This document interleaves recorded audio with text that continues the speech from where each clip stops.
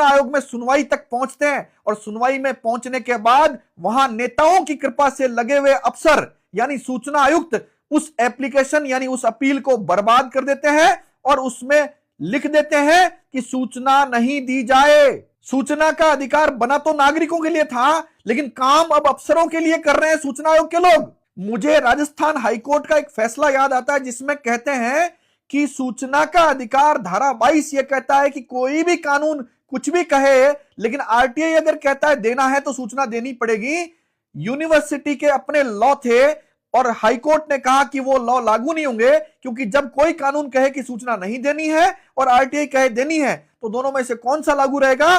सूचना का अधिकार लागू रहेगा। इसके बावजूद सूचना आयोग के आयुक्त आज भी अपने फैसलों में लिख रहे हैं, क्योंकि किसी और कानून में कह दिया गया है कि दे नहीं है या उनके अपने अलग से रूल्स बने हुए उनके तहत एप्लीकेशन लगाओ, तो सूचना आयुक्त अपने ऑर्डर में लिख रहे हैं इस बात को।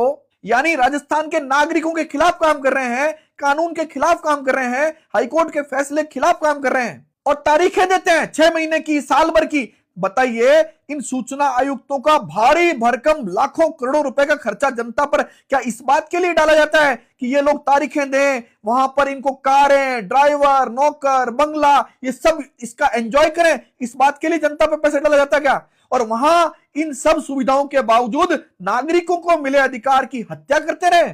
कांग्रेस ने इतना शानदार कानून देश को दिया, लेकिन उसी कांग्रेस के प्रधानमंत्री और राजस्थान के मुख्यमंत्री जो रहे, उन्होंने इस कानून को बर्बाद करने में कोई कसर नहीं छोड़ी और उसके बाद यही काम बीजेपी के मुख्यमंत्री भी करते रहे। सूचना आयोग के जो फैसले हाईकोर्ट में चैलेंज होते हैं, दुर्भाग्य से उनमें भी तारीखों पर तारीखें मिल रही है। अगर उनमें से भी 100 फैसले भी ढंग से हो जाएं तो इन पर लगाम लग सकती है, लेकिन अभी अफसर और सूचना आयोग के सूचना आयुक्त बेलगाम होकर कानून के विपरीत रोजाना निर्णय दे रहे हैं। इनकी नियुक्ति के लिए कोई पेपर नहीं होता है।